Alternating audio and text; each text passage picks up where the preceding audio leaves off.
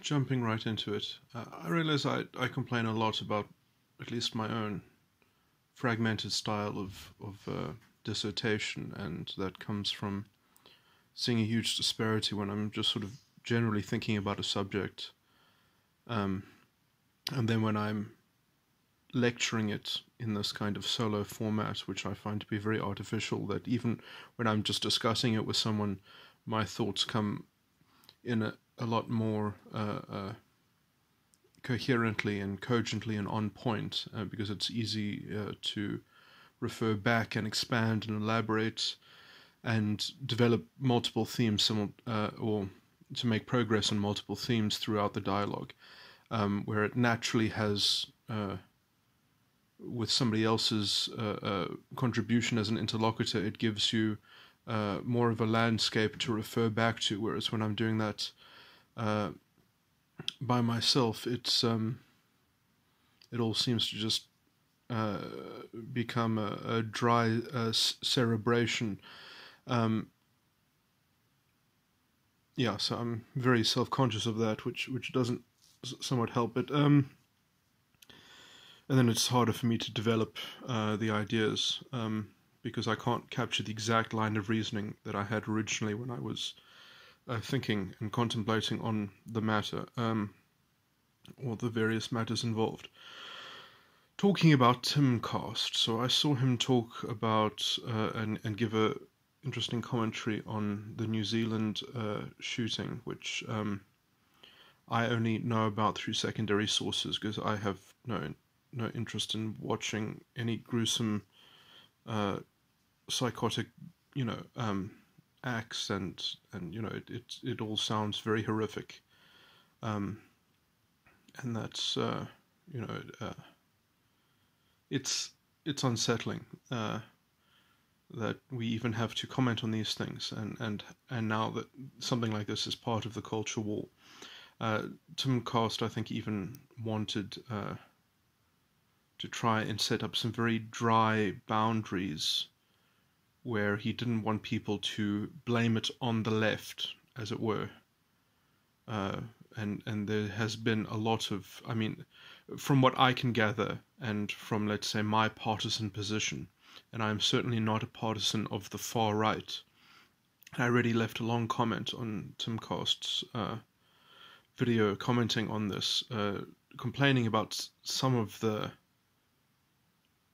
level of analysis that he put into this, which was the general sentiment that he brings up is fine, but I think the intellectual depth of it is misleading, and it's inappropriate. He's not treating.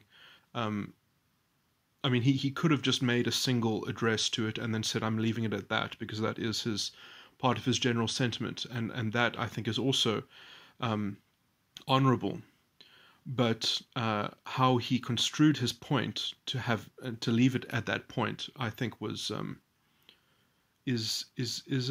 was inappropriate. That there are almost conceptual and categorical errors that he makes flagrantly, almost conflating the left with the right in terms of bearing the same level of guilt, or having to, where, it's which I'm afraid falls into the surrealism, which is even the initial planning of this disgusting, villainous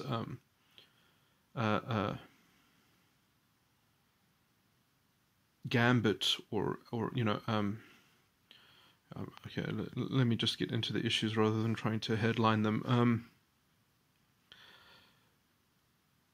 So from where I'm standing and what I can see, it's very obvious that this event was done in order to exacerbate the culture war, as TimCast correctly, let's say, identified. But that is only ever going to be undone, let's say, or by taking proper cognizance of what he was trying to play on, and not overlooking the level at which his machinations had obviously they were designed essentially to what's the word? I guess we have to deconstruct the mechanism at which this kind of villainy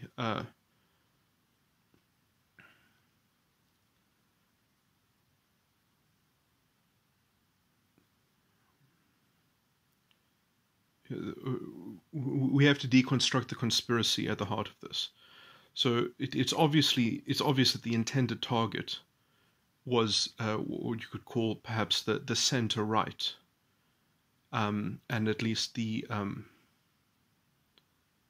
what the center right stands for politically. And I want to talk about because in my comment I mainly focused on Candace Owens, who was obviously almost the political target, and then the cultural target of this was PewDiePie. Now, this is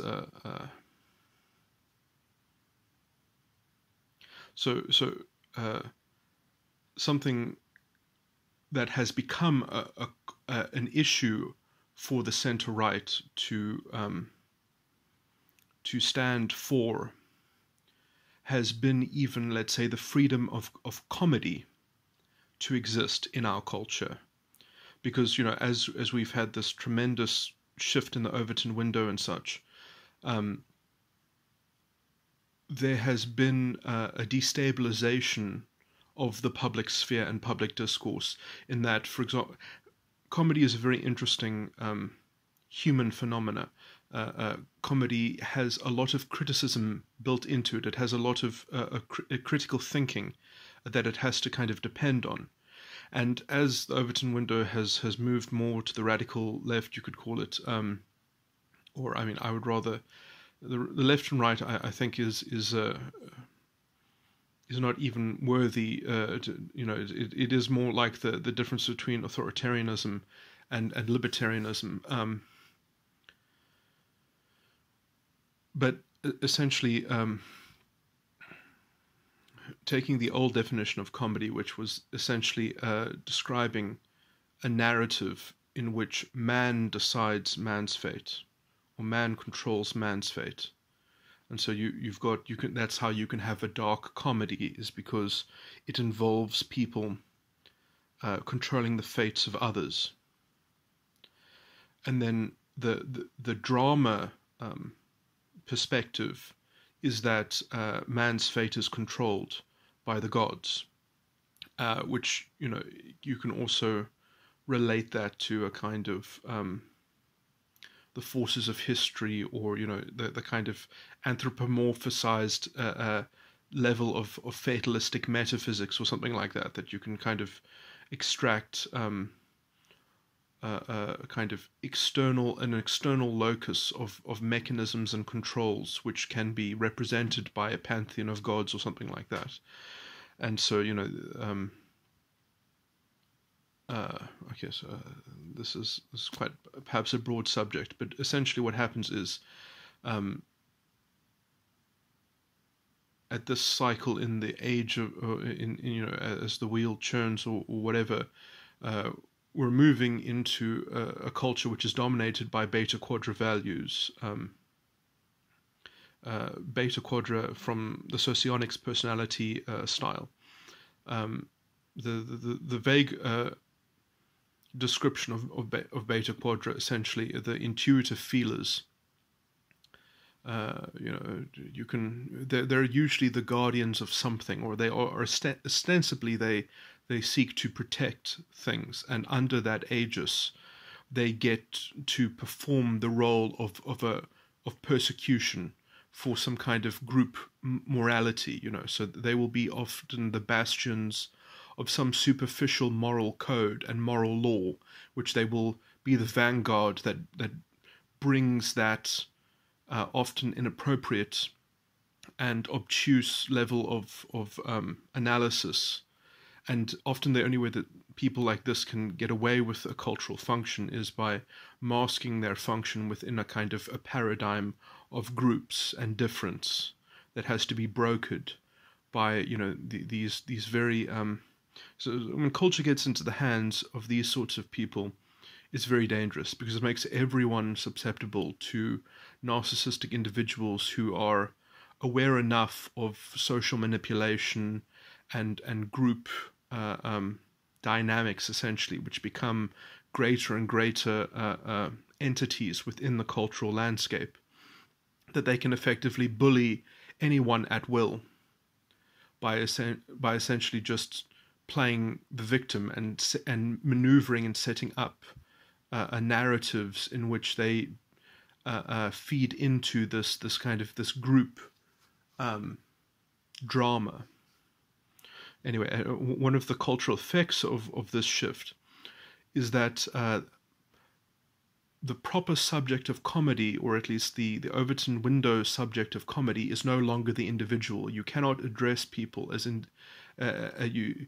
So in comedy that has as its subject individual perspectives is antithetical to this general kind of to the beta quadra cultural disposition and use of culture, which requires a kind of collective guilt, and because collective shame is one of the ways at which it deploys its morality, and then you have so essentially anyone who is bringing to bear a kind of a comic light on how people are individually should be self-critical. They should consider their own thoughts as being deterministic over their environment, as that anything that respects self-determinism has to be denigrated and destroyed and destabilized, because group and collective action is the only thing that must be relevant in people's own fates, in people's, and so essentially you get the very kind of lackluster comedy that doesn't get very far, because it actually requires a scapegoat in order to make any kind of progress. So this was perhaps an element in a lot of comedy, but when it stops being the underdog, when it starts being the primary narrative, it can't even sustain itself. And this is why you get people like Trevor Noah, who effectively cannot be funny under these circumstances, because the rubric essentially just depletes the humanism that it requires to have anything worthy of inspection. So essentially it devolves into race baiting, cultural race baiting, which just never ends. Anyway, that's a bit of a tangent, but now I do think that TimCast, Tim Pool, has been, because he still identifies with himself being on the left or something like that. But if we just look at his critical address of what is going on, and again, I think his sentiment seems to me pure, but the intellectualism that he has applied to this issue, he has stopped himself. And that's also why I think he ends in a note of despair, because he cannot bring himself to create an actual constructive focus as to how to confront and challenge the inevitable march towards this balkanization, which was obviously the plan of this horrific villain in these mass shootings. That essentially, okay, and I'm just going to repeat what was basically in my comment. If you listen to TimCast's assessment, he keeps on talking about the left and the right, as if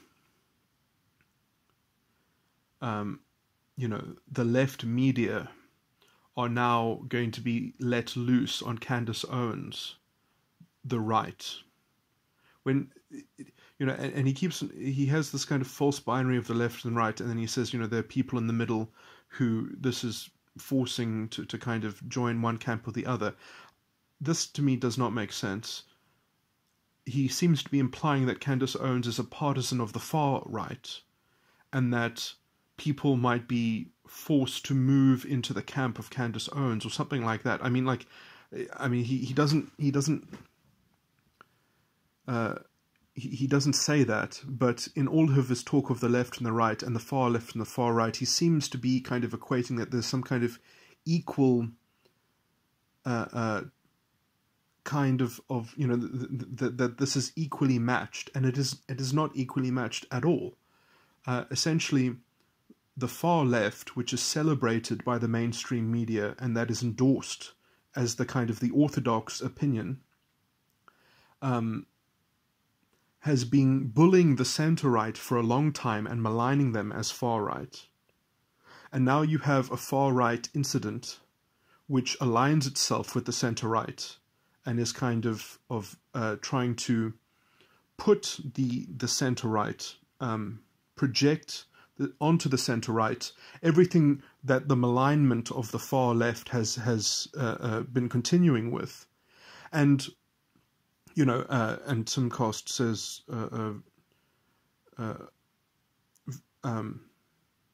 very reasonably that the media can't help itself. They completely just ran with the narrative that this guy basically set up for them, and supposedly this guy's idea was in his own manifesto, which I have not read directly, but that Tim Pool was somewhat summarizing, and I will trust that his summary is accurate, because I believe it probably is that this guy did this on purpose to inflame the culture war. Now, I'm going to tell you something that I know about the alt-right or the far-right, or whatever you want to call it, is the far-right sees no difference, no spiritual difference, no political difference between itself and the radical left. They believe that the radical left is somewhat stupid because essentially they share the same values and they share the same morality, and they would just say that there's some trash, when I say trash, some ideological frilly bits, extra bits, which essentially can never be in the business of running a state anyway. And so that will obviously self-refute itself. That will obviously, when they get in power, that will never be done because it simply cannot be done. And so essentially the far right have always encouraged and endorsed the radical left because they are both anti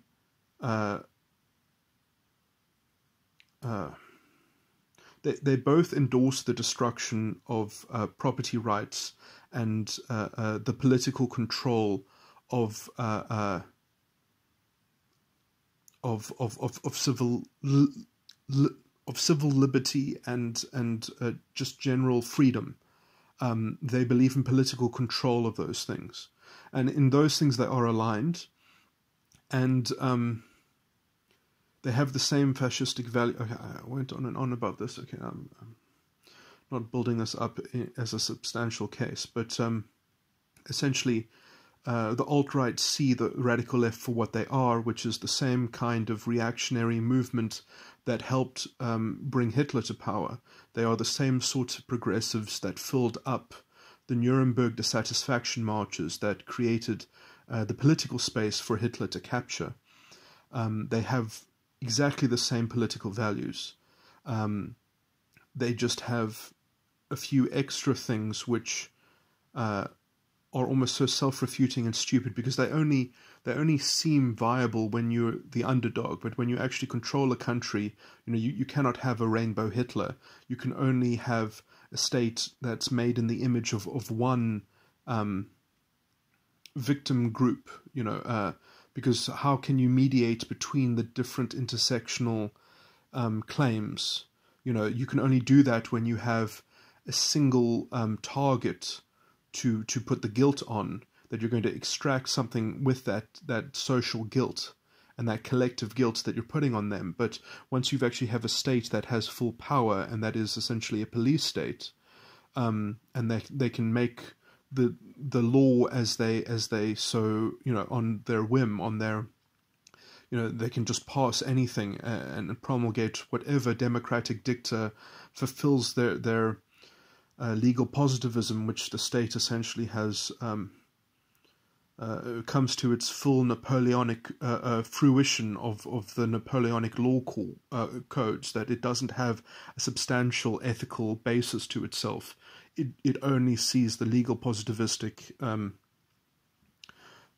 promulgation of some democratic dicta that falls into the ideological formula of collective shame, collective guilt, and these sorts of these entities which must have some sort of demagogue representation, which effectively will always have some kind of separate but equal compromise. Even Hitler was a proponent effectively of the separate but equal mantra, because as a kind of compromise to democracy, in that the only way to have true democracy is to essentially set up ethno-states. And that is essentially what even the radical left people will end up compromising on, because even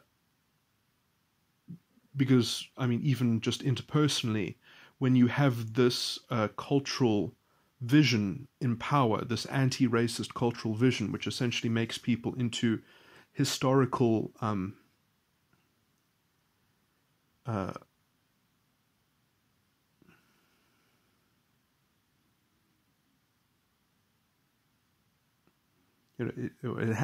it has them living in a kind of a historical mythology, which becomes a secular religion, and that you have to filter all reality through, and you have to feel through that history, and you have to feel through that mythological reality. You've effectively created people who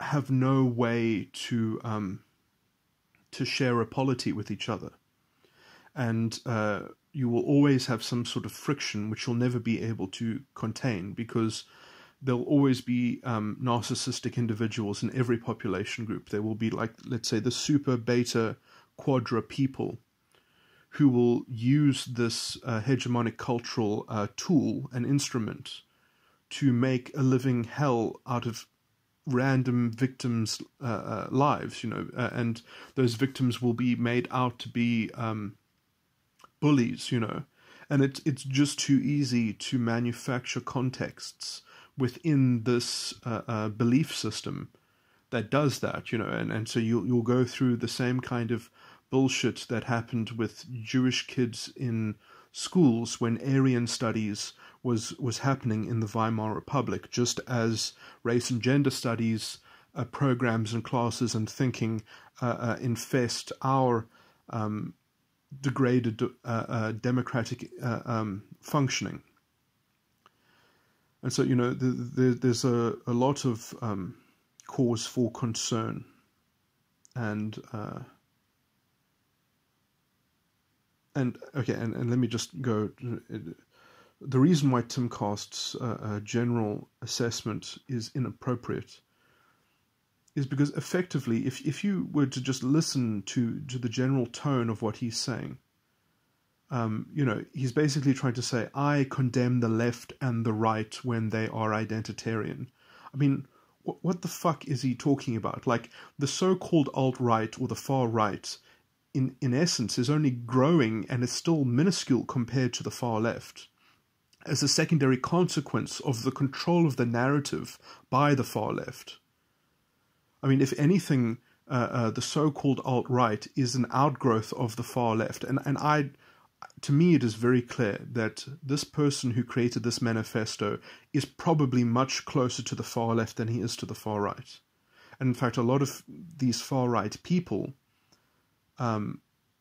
they know very well that they share the same moral code, that they share the same thinking as the supposedly far-left people, just that they're slightly more pragmatic, or they've seen what happens, or what you would have to do when you actually have power. That's why these far-left people, whenever they put forward their position and they ever talk about anything in any kind of detail or policy consideration, they will rely on the phrase, these are complicated matters, these are complicated issues. They cannot deal with any complication, but there are huge complications which their general principles precipitate and manifest, and they have no tools with which to deal with them.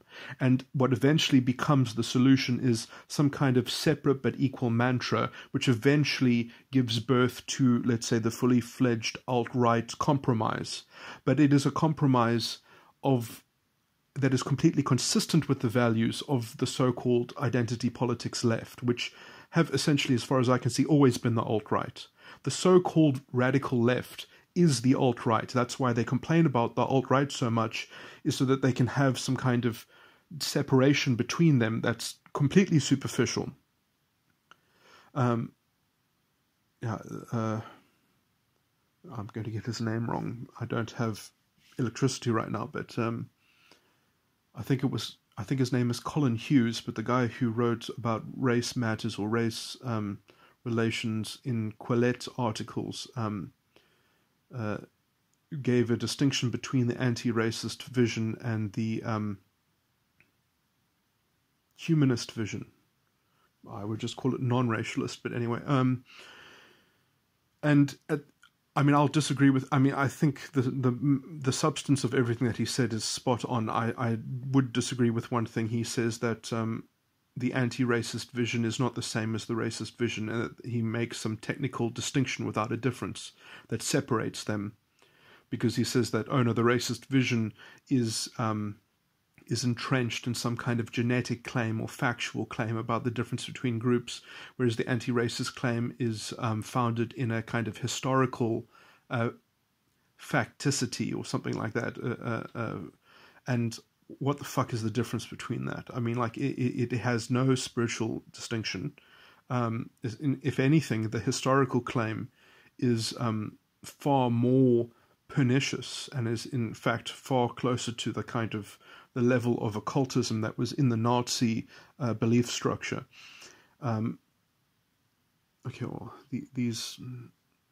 These remarks now are somewhat ancillary, but I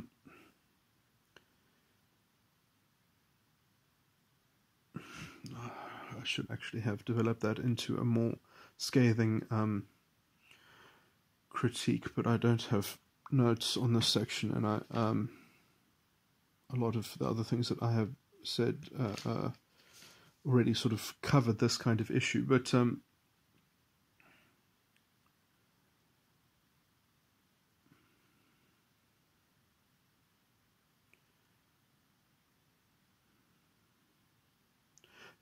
so basically the problem with TimCast's assessment is that he has this false equivalency of the far left and the far right, and that is not true. And in fact, even the way that this disgusting person designed this baiting of the mainstream, which you can't even call it baiting of the mainstream. In fact, it's just a blatant reinforcement of the mainstream. The problem is the radical far left. And in fact, he on purpose gave them a gift. He was giving the far left what it wanted. He was giving the mainstream media what it wanted. He was trying to specifically empower them to, he says, balkanize, and send more people in both ways, to the far left and to the far right. If anything, I would say that it undermines more so the far right. As far as there is no way that you can politically break down his actions and even align him with the far right. If anything, it looks like a false flag. Undercover far left person. That's exactly what it looks like. Acting for a kind of utilitarian, the means justify the ends justify the means. That's and obviously TimCast will say, oh well, you're falling into the trap. That's exactly what they want, what he wanted you to say. I'm not that popular anyway, so it doesn't make a difference what I say. But I'm generally, I try to address people specifically, and I do think that there is a false equivalency that TimCast is entertaining between the far left and the far right, and the far left is far more dangerous, far more popular, far more voluminous in population size. And if we do not tackle that head on, we will if we continue to even vilify the far left and the far right simultaneously, you are in fact playing into the conveyor mechanism that produces the far right as a secondary consequence. What you have to understand is that the useful idiot ideology, as kind of calibrated by Hitler, which you see controlling so much of culture, is the vanguard of fascism and fascistic values. And unless we properly, and let me say this as well, because this is very important, is that, let's say, the far left progressive identity politics is actually more intellectually sophisticated and appealing than the far right, because it's uncompromised. The far right is always a compromise of the useful idiot philosophy. The useful idiot philosophy is so appealing because it makes so-called intellectual people think that they're going to be ruling society on behalf of maximizing the greatest good or something like that. It's very appealing to an intelligentsia, and that is why you see so many, especially people with extroverted intuition, ENTPs and INTPs, will often be partisans who are very much aligned with left identitarian politics. You always see the same sorts of personality styles that fall for it, that are the ideal, let's say, useful idiots.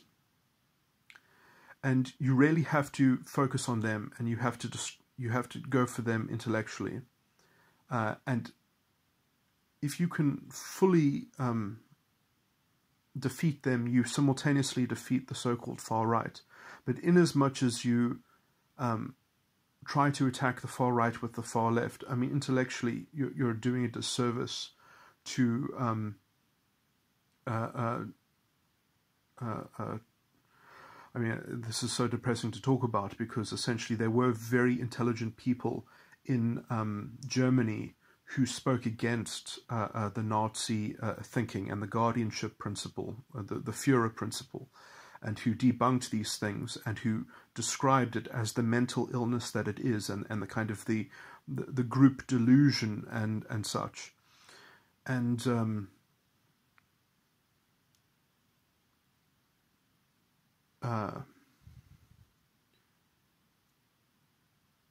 but you have to center it around the strongest argument, and the strongest intellectual argument is with the identity politics of the left, not the identity politics of the right. You have to defeat the identity politics of the right by implication through how you defeat the identity politics of the left.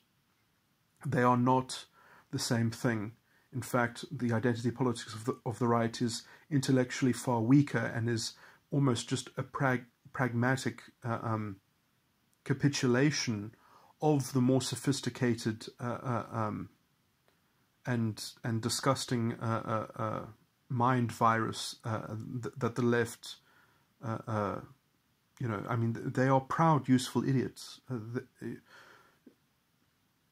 And Hitler said that we will betray them. Essentially, they have to be betrayed. They have to be saved from themselves, because their intellectual edifice is not made for this world. It just does not work. You cannot be a rainbow Hitler that these people expect.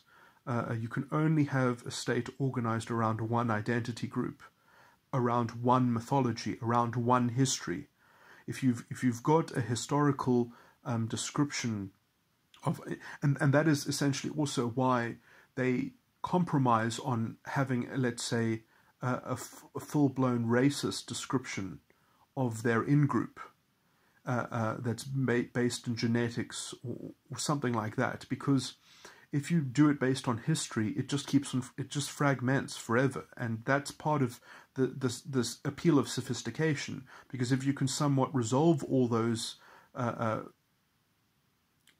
very broad, expansive, detailed, nuanced issues, then you could hypothetically work out an engine of justice. But that in fact only works because of the principle of transitivity, that they've got this idea, that they've got this model in which you have these grievances, and there is a way to maximize the resolution of those grievances as they are described by that model. But the whole model is just bullshit. The whole philosophical premise is disgusting. I mean, it is it forces people to identify with some kind of abstract, disembodied belonging, which has to therefore be represented by some kind of demagoguery or some kind of politics of demagoguery. And I mean, the populism, for example, that Trump represents, which is, I would say, quite healthy, because it is a refutation of that form of demagoguery. In fact, they said, let us vote for this person because he's not that kind of demagogue. He's not that kind of demagogue at all. And in fact, he is not. I mean, obviously, how could Trump say the things that I'm saying now? I mean, like, how would any politician be able to be elected trying to get people to everyone to understand what I'm saying? But he at least points at it and he says, we know that that's wrong. We know that there's something very fishy with that. And that at least shows that there is at least some modicum of reasonableness and integrity that people have, that they're not willing to move along with the times, to be, because essentially that is the excuse of the sophisticated identity politics personality, is they are saying, get on board, because this is the way that it's all going. This is what the intellectuals at the academy are telling society, that we should all just get in line and we should get with the program. And I mean, it is so disgusting. Is essentially you end up with a culture that looks exactly like the KKK, where instead of having these grand dragon wizard people, as they're called within the KKK, you have these professors at university with their vestment of authority. They serve function of the KKK wizard. This is essentially the model of humanity that they have for us, is to live within this ring of power, which they say will be shared by everyone who shares the identity. And it's a lie.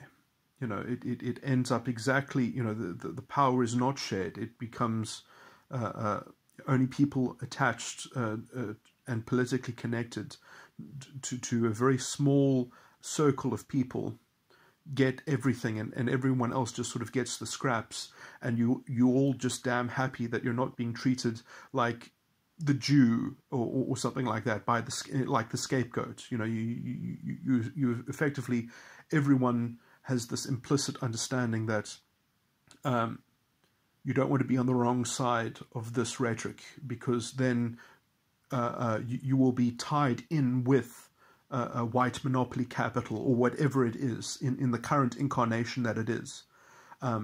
You'll be part of the Jewish conspiracy. You'll be part of something, and that's how they reduce every problem. And so that they have no reading on any kind of internal corruption. They have no way to deal with corruption, and because in fact they are rooted in ideological corruption. They are this movement of ideological corruption, and it will never be overcome unless we can displace our sense-making apparatus like the media, which do not have this the sophistication to allow people to challenge the holders of these disgusting fascistic values. I mean, if you just look at Australian television and the Q&A with Jordan Peterson, I made a recording about that, and the Guardian interviewer with Jordan Peterson in Australia. I'm not sure if it was Australia or New Zealand, but it's in the title of the video. Anyway, I've probably gone on long enough, but okay, sorry, let me just go back to the issue with Tim Pool. So I do think that he has this idea that it's kind of evenly matched, that the left is as evil as the right, and that the left is up against the right. And I know that he doesn't make these kind of categorical errors, but you're forced to contextualize what he is saying and fill in a lot of blanks, which he is not being responsible about underlining properly, because he somewhat says that, he didn't say it outright, but just from the time that he takes in talking about these issues, he did not make a distinction between the left and the right. He somewhat just equated them, and he almost seemed to put Candace towards the far right, which is itself absurd.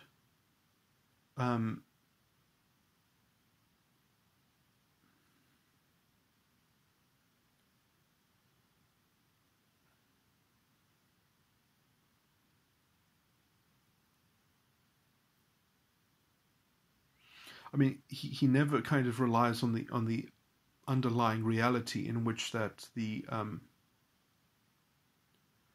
could have at least left off with the underlining the real problem, which is the far left is so empowered, and it is so ravenous to feed its own narrative, that it cannot even resist a gift from someone who they are going to ostensibly label as being not part of them, but being as part of the alt-right, and associating that with the centrist right. And in fact, this is the ongoing theme of how the radical left needs the boogeyman of the far right in order to continually disassociate itself from its own character. Because, effectively, I do believe that we need to start changing our discourse, and we need to call the identity politics of the so-called left, we need to just call them alt-right. They are what they complain about. There is essentially no difference. And they engineer this false distinction within themselves, where they vilify part of people who believe exactly what they believe, essentially, because they see them as compromised and not willing, essentially, to go on with the underdog sophistication of caring about intersectional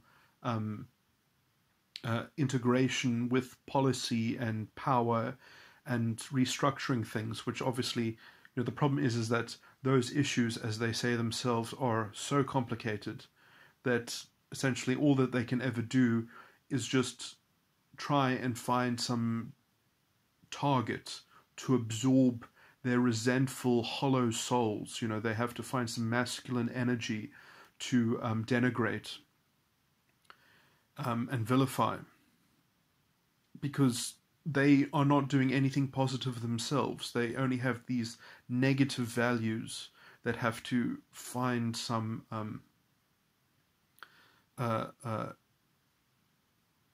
life to kind of parasitize. It's a form of undead vampirism, essentially, and it can only keep that by its kind of intellectual insulism, it has to insulate itself from any kind of outside force of critique or reason.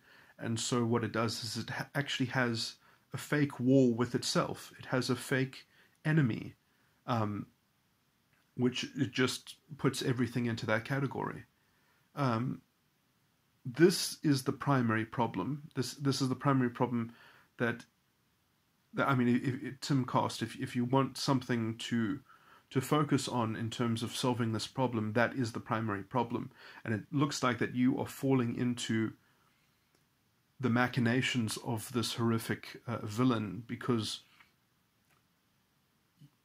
even in your assessment of this, you don't locate that as the central, ongoing problem that is what needs to be addressed. That is what needs to be dismantled. Is the deep ideological corruption of the left.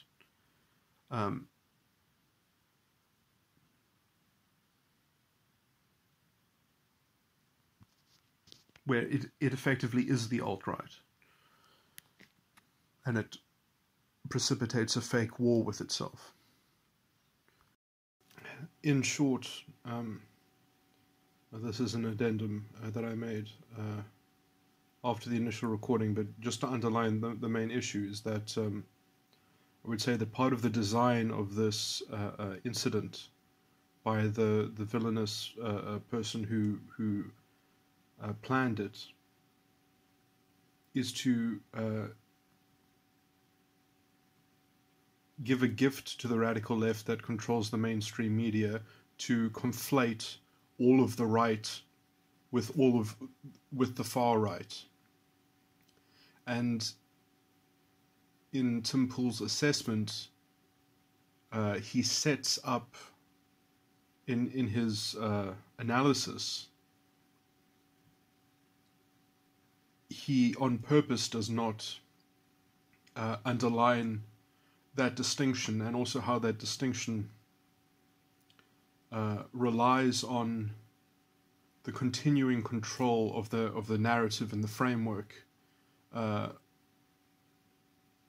by the so-called left, which is itself ideologically symbiotic and aligned with the far right. And yeah, I mean, I know Tim Pool knows these things, as it were. And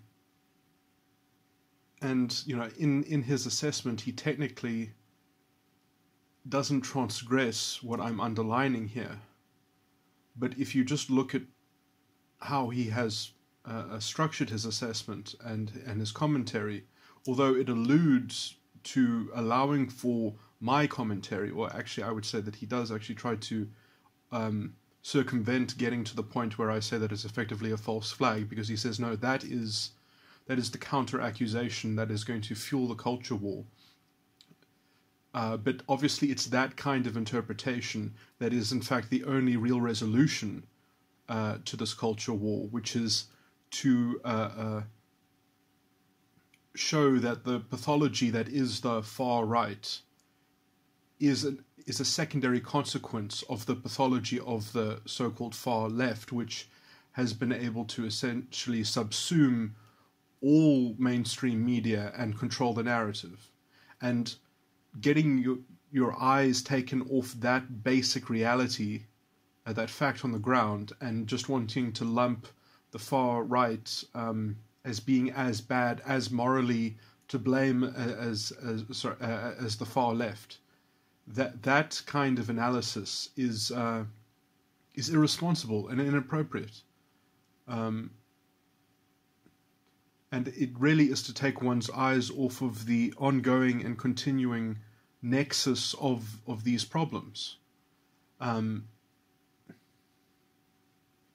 Unless we address the left as it is, we're not going to solve these problems. And that really is the proximate feeding into the left's own narrative of how it has this scapegoat that it depends on in order to sustain its own very fragile ideological insulation, is something that I think Tim Pool's assessment falls victim to. And I just wanted to point that out, essentially. And I think that is even corroborated by his almost despairing and listless kind of conclusion on this, that he's going to try and drown it out by ignoring it. And I understand that sentiment, and there is something in there that is not wholly a defective way of reasoning and thinking, but you have to do that on top of a bank of very clear distinctions that one has made. And I still think that he is somewhat poisoned by wanting to be a partisan of the left, by wanting to brand himself as part of the left. He's making too many fuzzy distinctions. In that he is, and when I said that he wants to be a partisan of the left, I mean that he wants to keep his credentials of being pro lefty policy or something like that. But and I mean, those issues I do think need to be addressed, and they need to be part of a proper political discourse. But we're not there. We don't have the space or the time to indulge in that in the face of what is essentially the takeover of the mainstream by fascistic values and principles, which we have to combat. Because if we try to conduct democracy under that false narrative or that false framing, then we're going to be victim essentially to being destabilized to the point where both the so-called radical left and the far right will have already been able to position themselves as being able to exhaust and destabilize and demoralize to the point where we cannot have any libertarian functioning within society. We won't have, the political class will have its hands on everything. It will have this kind of controlling and this cultural consensus that essentially facilitates something like I've always said that the way that you can see that how these systems converge is essentially they want to provide the same function that traditional religion provided to the state. They want to amalgamate the state, the function of state and religion. And so they want to vest state actors with a kind of moral authority that carries the weight of law. And well, that's really more to do with the Napoleonic vision of the state.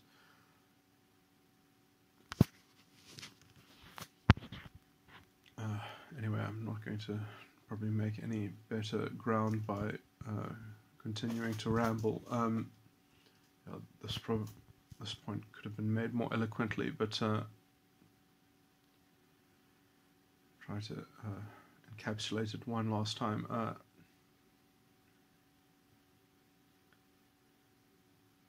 I mean, it is hard enough to try and keep a society from falling into the hands of powerful invested interests and incumbent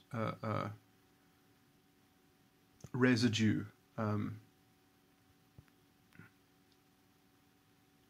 And it's hard enough to maintain a stable libertarian space within society in which people aren't prone to the sympathetic ideological call for giving up freedom in order to obtain security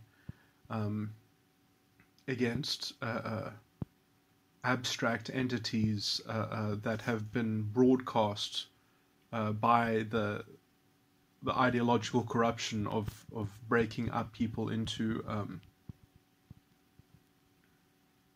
some kind of demagoguery matrix,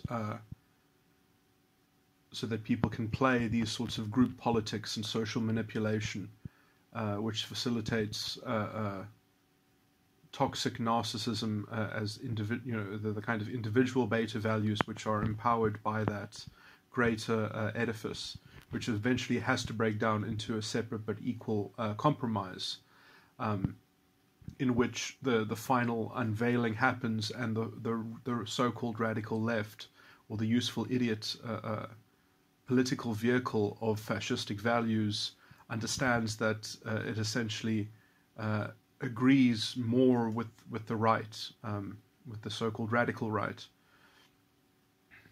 To call it, I mean, that they are both authoritarians. They both essentially seek to displace the freedom in society with some kind of guardianship principle. And obviously the character of the Führer that they each choose, one is the rainbow Hitler, the other one is a Hitler that just endorses one racial identity, or which is defined in some sort of way in which people feel more secure, because then they don't have to prove their recent history, or they don't have to have their identity fragmented into a kind of intersectional infinity of variation. So you understand that the intersectional line of reasoning, it has to be curbed at some point. It has to be fudged. And as soon as you start doing the fudging, you very quickly realize you unmask yourself as a Nazi. But even before then, a lot of them, even intellectually, know that they have the same arguments as the Nazi philosophical. It's the same style of treatment of issues. It's the same logic.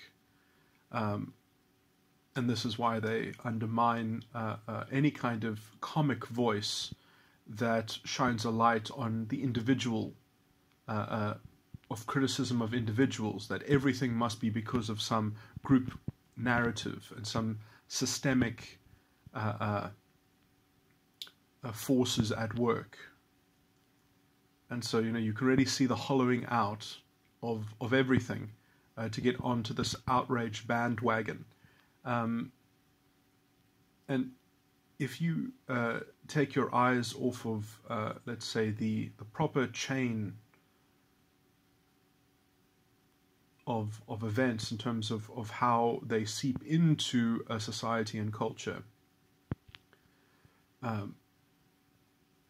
you do end up being a puppet of their. That you have to transcend their programming. You have to keep your eye on the prize. You have to know how they are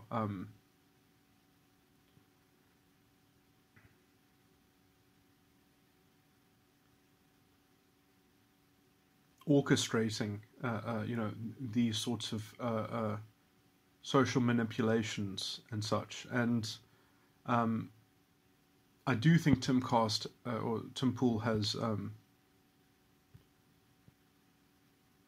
slightly erred in that he has fallen into the designed, kind of just let go and let's just conflate the whole of the right.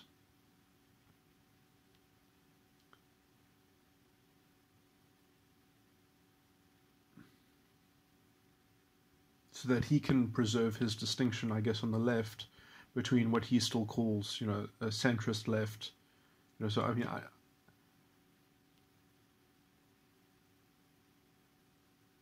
when that is inappropriate, because the target of this is the center right.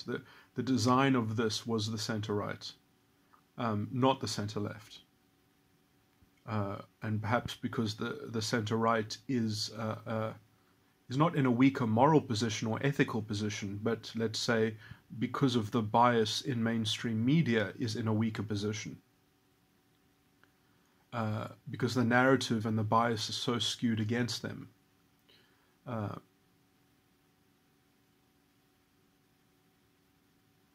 So, this the design of this incident simply chose to target the weaker side, to make a more unbalanced formula, to hope that the pendulum swings very far the other way or something like that. Because all of this thinking is based on a kind of equilibrium. All identity politics is based on the set obsession with equilibrium, which means that you have to adopt these abstract, disembodied entities that people belong to and that people represent and are the tokens thereof.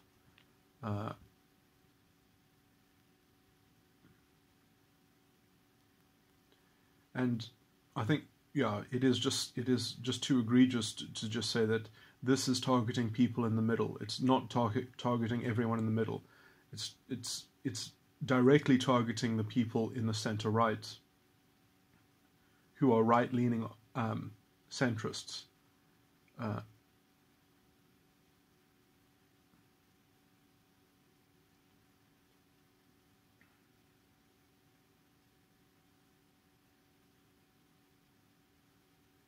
Which I would include Candace Owens to be part of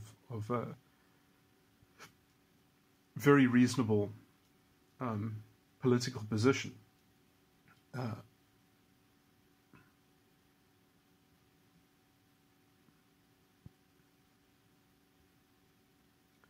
Essentially trying to undermine her rhetoric, which does focus more on individual accountability, almost like the distinction in comedy that I was making, trying to undermine people being able to speak. And perhaps even PewDiePie has this about him, that his ethics, although he's not politically, he doesn't make political gestures. I mean, you can project that onto him perhaps, but how his treatment of things is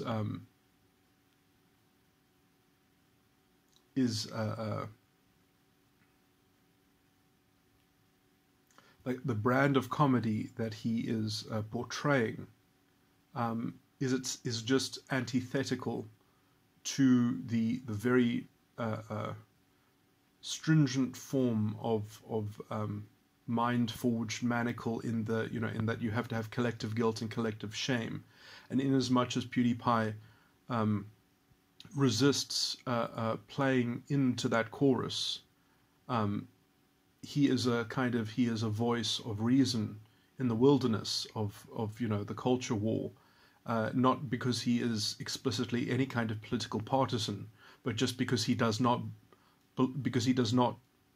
tick the box on the radical left mainstream as being part of the mob mentality, because he resists the mob mentality, and he almost his ethos is antithetical to them. The only way that people kind of get around that, because I mean, he does have a broad appeal to many people who would perhaps even call themselves progressive, and I guess how they rationalize that, because perhaps they don't have an intellectual reading on their own values and beliefs or whatever, they're somewhat their cognitive dissonance they're not in touch with. But I guess how they probably on some level rationalize it is they think, well, this guy, he has a persona, he has his jokes, he doesn't seem, he gets away with it because he is his own brand in some sense, like he is his own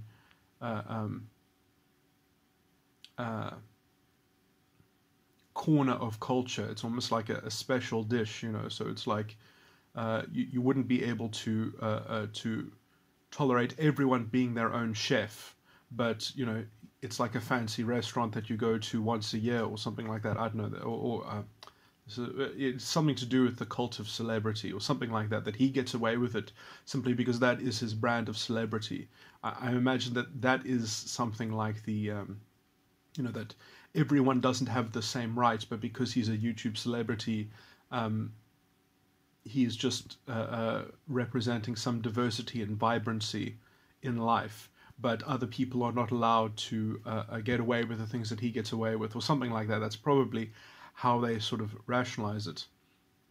And when I say get away with it, I mean just get away with that kind of comical edge in which he treats people like individuals, and that for the rest of us plebs, we must be treated as we belong to our groups or something like that. So that would be kind of how they square that circle, which is, that itself is a very compromised way of thinking. But there's so much self-inconsistency in identity politics. It has to be fudged. Because it contains so much unwieldy, it cannot be practiced. It's so hypocritical. It has so many double standards built into it that, in fact, and it has to find a way to tap into those double standards to reinforce itself, and then it gets more and more virulently unreasonable and even more unwieldy. So much so that it eventually has to find a target with which to extract that value that is missing from their own system of values, because they don't have any positive values. They only have negative values of what is unjust. They don't actually have a positive construction of justice. It is justice for them is the the absence of injustice, and that's what I mean by it is fundamentally a negative value system, and that is the same of all vampire parasitic mind viruses, and it does this because it kind of negates the individual spiritual experience, and instead that's why they have these kinds of Professor Dyson went on and on about this, that you have to feel it in your body. He's literally describing the spirit of fascism, that you have to feel your racial consciousness and your collective consciousness that comes to you from history, that you're tapping into all of that collective pain and oppressed power. It's it's a very virulent form of it's a false teaching of a very dark kind. This is the ideology of the false prophet. But I mean, and they obviously they make parallels between this and their highly interpreted Christian beliefs, which they basically twist and they end up inverting completely. Where essentially they are a slave to the spirit of the beast, because they must, within this framework, be conditioned by their environment. They have to feel the conditioning that they have received. And so they are imprinted by that, as a beast is conditioned. And so they give up all responsibility and self-determinism as they take on the environmental obstacle as being camouflaged. Like the snake is camouflaged in its surroundings. There is no distinction between the material exterior and the internal locus of control. It becomes completely integrated. They completely merge with the world, and they become and they wish to order the world through their system of dominion. And that is why they are so obsessed with their labeling systems, because that is the only way that they can order through the principalities of the air their very brittle form of spiritual vampirism, which is why they have to very quickly locate an enemy to extract value from. And so they are constantly weirdly self-deprecating. They are constantly trying to absorb some kind of narcissistic injury with which to incept the immediate environment into this fascistic adulation, so that they can represent the guardianship principle of their downtrodden faction. It's a slave morality that is all they have to lean on. This is very ancillary, but this gives some broader description to what's going on, and obviously it's incredibly dangerous. And I would go more and more about my country, which is I don't see that this is going to have much consequence to the rest of the world, because it's probably going to have very big consequences in my country, which is at the most risk of actually, for example, when Hitler took over, the whole world essentially was pretty cool with Hitler. He was very popular. Before the Second World War, Hitler had like the most popularity out of any Western leader in the world. He was considered a celebrity, in maybe some of the same way that I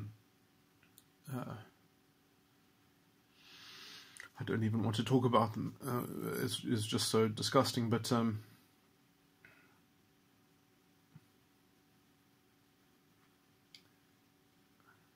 anyway, this goes too much off the beaten path. I'm just going to stop.